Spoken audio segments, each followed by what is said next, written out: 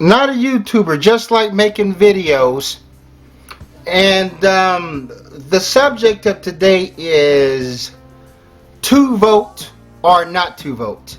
Now, me myself, I'm a voter. I go out and I cast my ballot. Now, if a black person opts not to vote and feels that it is frivolous for black people to vote, I am not going to be mad at him. The same way I'm not going to be mad at a black person for not standing up and putting their hands across their heart during the Pledge of Allegiance. You know, it's all politics. And black people have been told always to pull themselves up by their bootstraps.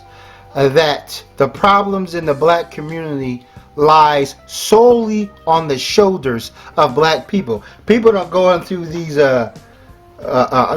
these decadent black communities, aren't, neighborhoods filled with despair, and say that, man, these politicians are all fucked up, man. These politicians have failed black people and so forth. They're like, hey, that's black people, that's how they are. You know what I'm saying? No matter who's in office, it seems like there's always been a status quo maintained.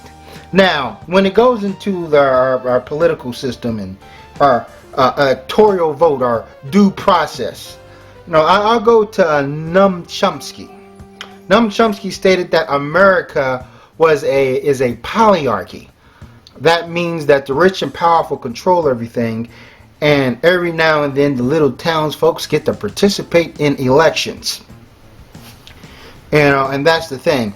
And he has a lot of useful information talking about our candidates, how politics and how these things work.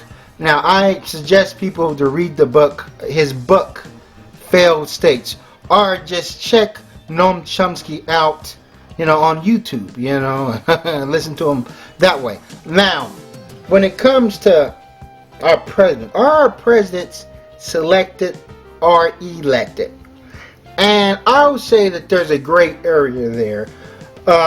It's a little bit of both. I'm going to draw an example from the show American Idol.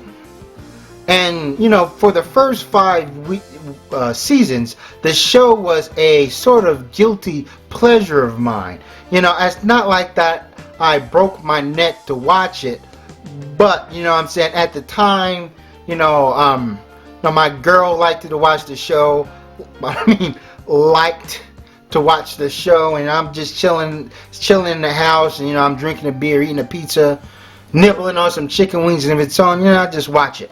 But I remember one episode where Simon Cowell said to some white girl that was a country western singer, he said to her, he said that not only will you win the contest, but you will go out and sell more records than all of our winners combined. This is what he said. It wasn't to Curry Underwood. It was like, I don't know, the 4th season or some shit. This is what he said. And that girl did win. I don't know if she's selling records, but she did win. So that tells you something right there.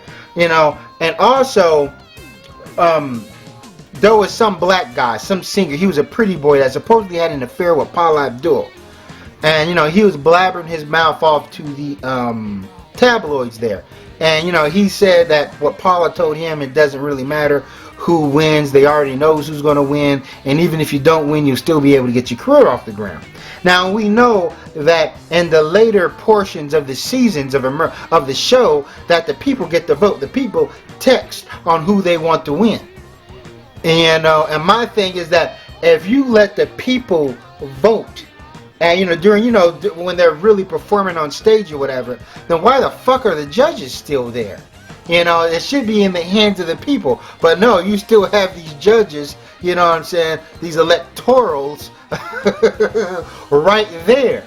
And I said, and to me, I feel that this sort of mirrors, even though it's a show, and it's all about ratings, it kind of mirrors our own political system. Like maybe they don't know what exact absolutely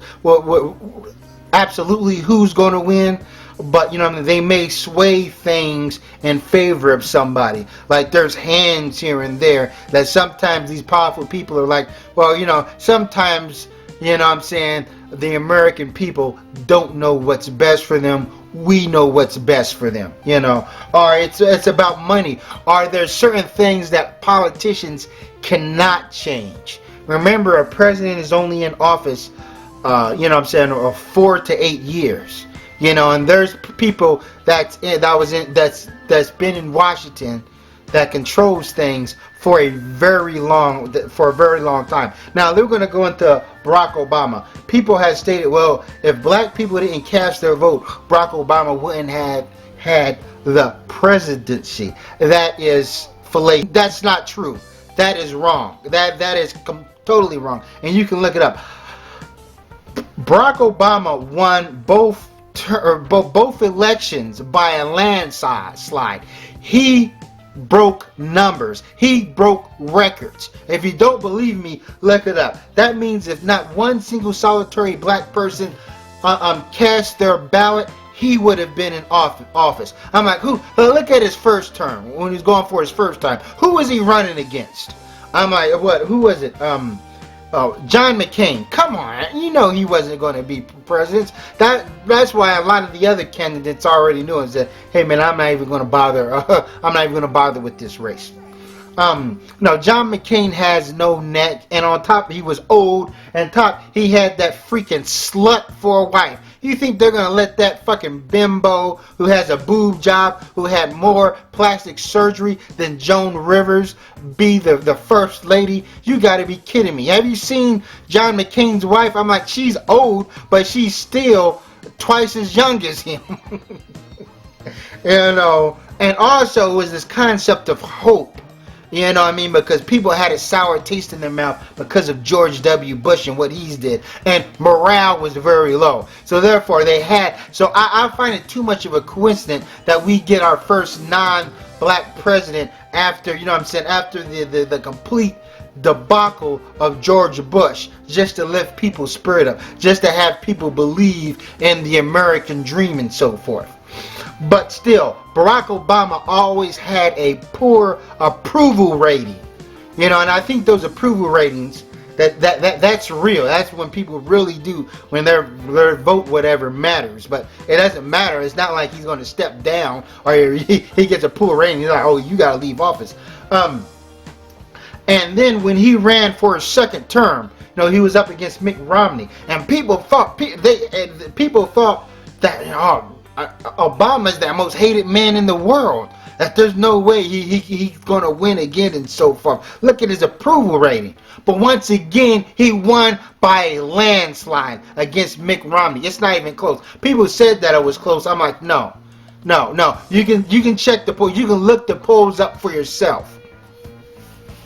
You know, and that's the thing. Now, what did Barack Obama do for black people?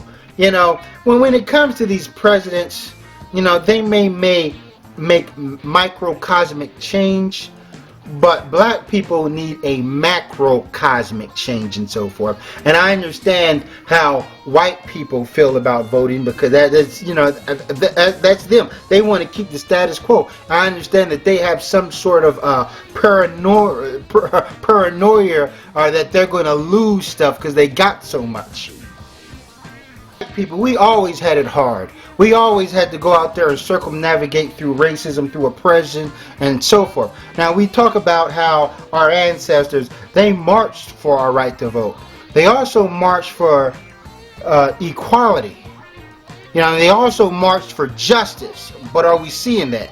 They also marched for not to be beaten in the head or shot down by the police like some sort of wild dog. You know, but have these things come into fruition. You know, and that's the thing. So when it comes to black people, when it comes to voting, when it comes to this country, now let's go back into slavery there.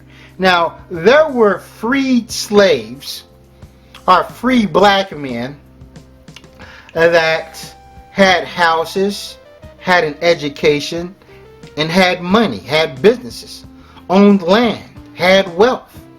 Black people in Jim Crow South, you know what I mean? Some of them had wealth. They had their own businesses.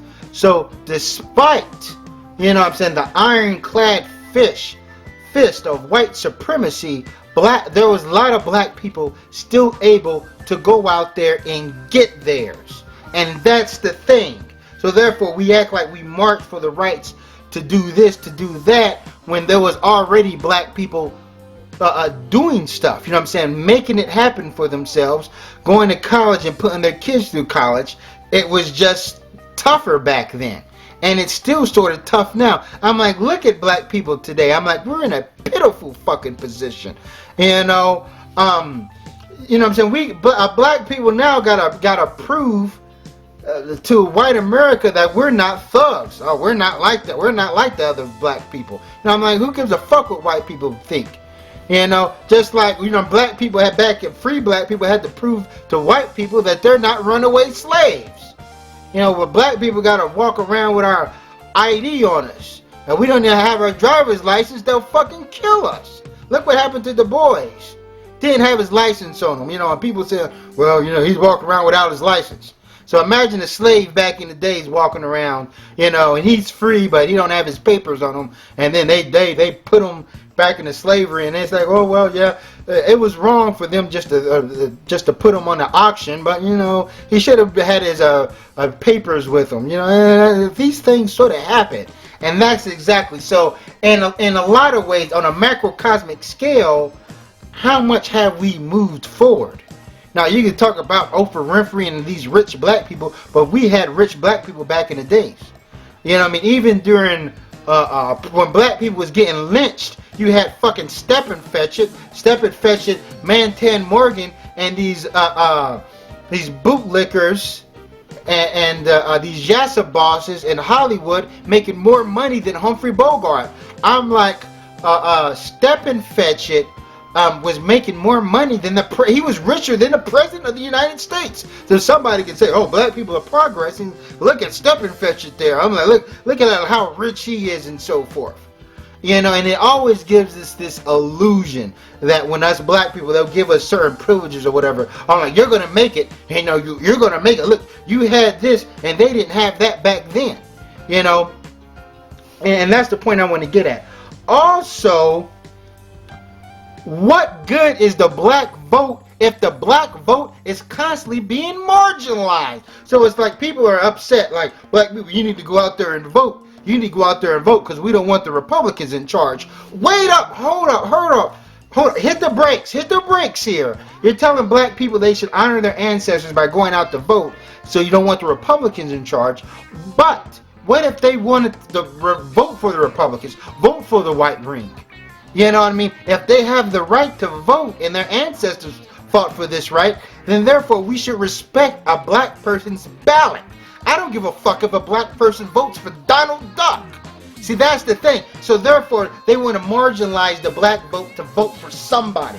And that's what pisses me off. That's what I don't like. You know what I mean? That's what really chips my ass. You know, so therefore the black vote is completely useless if it's being marginalized like this. Fucking useless. You know, and we said, like, we talk about don't vote for Hillary Clinton. And each time black people vote the wrong way, people shame them like they're little kids. You bad black people, you shouldn't have voted for that person. Silly you. You know what I'm saying? They undermine our intelligence. Maybe somebody looks over the policies and they look over everything and they made an educated vote. Hey man, I'm going for Ben Carson. You know, I'm going for this person, I'm going for that person, but people feel that they can put the black votes in a box. That's what the fucking Young Turks are doing. That's pissing me off. Saying, oh, you gotta vote for Sanders there. You gotta vote. Don't vote for Hillary Clinton. The Clintons put you black people in jail, and therefore, why can't black people be politically literate to the point where we knew what Clintons were doing? I'm like, we voted for them twice, 2 terms. Hell, the second time Clinton ran, he was in fucking autopilot. You know what I mean? I'm like, that was the most laziest campaign in the world, but he knew he was going to win. You know, I advise people to look up Bill Clinton's second campaign run. Yeah, but so therefore, and if the Clintons was locking people up left and right, what they probably was, why didn't black people notice it? Why didn't black people say, oh man, they're locking everybody up? They locked up my friend Little Joe last week, man. We got to make sure them Clintons don't get back into office. No, matter of fact, even after Bill Clinton got his fucking Shriner slobbed on by Monica Lewinsky, those black people still said, man, I'll vote him in for a third term. I don't care. He was a good president. He was real good. You know what I'm saying? I ate good when the Clintons were in office. You know, and it took him a while to figure out, oh man, he was locking up all these guys. You know, and so forth. Because each time or anybody says we're going to get tough on crime, black people are going to just, you know, get scared and freeze up. Like, oh, they're against us and so forth. But hell, I don't even commit crime. Now I'm to the point where, hell, do the crime, do the time. You know what I'm saying? I don't really give a fuck about any drug. I'm telling you right now, I don't give a fuck about any drug dealers. I don't even give a fuck if somebody who sells crack gets more time than somebody who sells cocaine. Shouldn't have been fucking selling crack in the first goddamn place, destroying your community. You know what I mean? And we got to start looking at these criminal degenerates as enemies of the state. You know, because if you talk about white supremacy, they're soldiers of it. Now, but still, that's the thing. So why did black people vote for the Clintons? We voted because the Clintons smoothed over our black leaders. Our black leaders told them, oh, well, you know what I mean, you guys got to vote for the Clintons or whatever. We don't want Bob Doyle to get, I don't know, who was he running? He was going to get Ross Perot, Bob Doyle, and, you know, some other people. Oh, we don't want these guys to get in. You know what I mean? They're going to make it hard for us black people. Well, they're going to make it real hard for us. Now, maybe we need a president to put some fire under our asses. And that's the thing. And now these same people are saying, oh, well, we got to go for Sanders. Why? Because Sanders marched and he marched in Birmingham, Alabama or whatever. And he got arrested because he was marching with black people. Oh, what a benevolent soul a white man goes in and he wants to help out the poor old darkies. When a white man gets locked up, he gets out of jail and goes back to his old white life. You know, white privilege or whatever, and then he can brag and say, hey, I went and marched with the black people. Hell, there's white people chaining themselves up to trees stopping bulldozers. So, and that's the thing. But also with the why the political system is sort of a joke, that these politicians are never held accountable for what they do. They'll just get a poor approval rating and that's it. I'm like, George Bush and Dick Cheney should be in jail for war crimes. Yeah, but you know what I'm saying, that's not going to happen. So therefore, we see these powers here. And then when you look at these presidents, they be having those $5,000 plates, meals. Now, if you want to come and be in their presence, you got to pay $500 for a dry ass steak. You know what I'm saying? So that tells you there that therefore people that can line their pockets, that put them in power, and then while they're in office, you know what I'm saying, they're still going to get money, you know, from people that want them to see their way. You know what I'm saying? In this country, money talks, you know, and that's the thing. Now, people don't have time to, you know what I'm saying, you see poor people get the shaft. You would think in our system that the people that needs the most help would get it. And I'm like,